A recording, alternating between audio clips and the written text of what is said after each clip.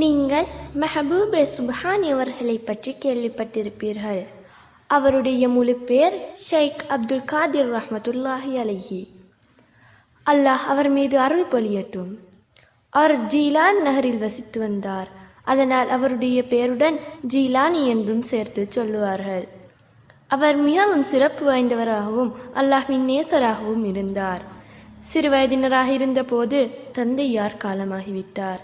அந்த குழந்தை பருவத்திலிருந்தே அவர் எழுதுவதிலும் படிப்பதிலும் ஆர்வமுடையவராயிருந்தார்.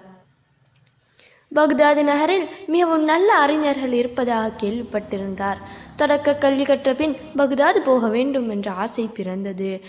என்னை கல்வி கற்க பக்தாது நகருக்கு அனுப்புங்கள் என்று தங்கள் தாயாரிடம் சொன்னார். தாயாரும் சம்மதித்தார். இந்த காலகட்டத்தில் உள்ளதை போல் அந்த காலகட்டத்தில் போக்குவரத்து வசதி இல்லை. நடந்தே போக வேண்டும் அல்லது குதிரை ஒட்டகத்தின் மீது ஏறி போக வேண்டும். வழியில் வழிப்பறி திருடர்களின் அச்சமும் இருந்தது. ஆகையால் மக்கள் ஒட்டக கூட்டத்தாருடன் பயணம் செய்தார்கள். பக்தாது நகருக்கு போகும் ஒட்டக கூட்டத்தாருடன் அவர் போக ஏற்பாடு ஆயிற்று. புறப்படும் முன் அவருடைய தாயார் 40 தினார்களை அவருடைய ஆடையில் கட்கத்துக்கு கீழ் வைத்து பத்திரமாக தைத்தார். திருடு போகாமல் இருப்பதற்காக தாயார் அந்த ஏற்பாடு செய்தார். மேலும் அறிவுரை வழங்கினார். மகனே, எத்தகைய கஷ்டம் வந்தாலும் சரி, உயிருக்கே ஆபத்து ஏற்பட்டாலும் சரி, பொய் மட்டும் சொல்ல வேண்டாம் என்று கண்டிப்பாக சொல்லி அனுப்பி வைத்தார். காஃபிலா, அதாவது ஒட்டக கூட்டம் புறப்பட்டது.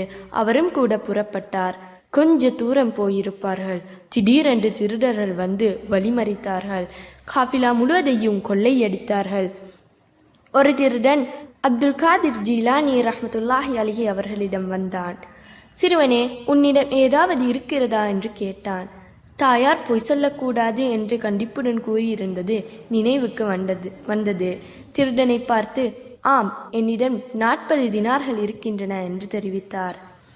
அவர் அணிந்திருந்த எளிமையான ஆடையை பார்த்தபோது திருடனுக்கு அவர் கூறியது வேடிக்கையாக இருந்தது. நம்பிக்கை ஏற்படவில்லை.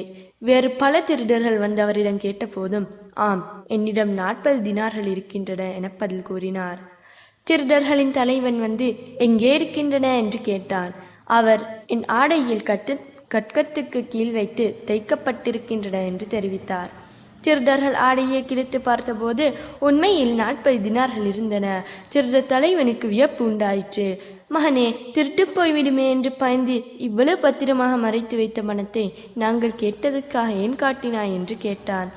எத்தகைய ஆபத்து ஏற்பட்டாலும் ஒருபோதும் பொய் சொல்லக்கூடாது என்று புறப்படும் போது என் தாயார் கண்டிப்புடன் கூறியிருக்கிறார். நான் எப்படி என் தாயார் பேச்சை மீறி நடக்க முடியும் என்று அவர் விளக்கினார். இப்பேச்சை கேட்டு திருடர் தலைவனின் மனம் நெகிழ்ந்தது. அவனுக்கு இரக்கம் உண்டாயிற்று. இந்த சிறுவன் தாயார் கட்டளையை மீற மனம் இல்லாமல் உண்மையை கூறுகிறான். ஆனால் நானோ தடிப்பயல்கள் சேர்த்து கொண்டு அல்லாஹ் ரசூல் கட்டளைகளை மீறிக்கொண்டு கொள்ளையடித்து கொண்டு திரிகிறேனே என்று நினைத்தான். அவன் மனம் மாறிற்று. உடனே அவனும் அவனது கூட்டத்தைச் சேர்ந்த அத்தனை திருடர்களும் தௌபா செய்தனர்.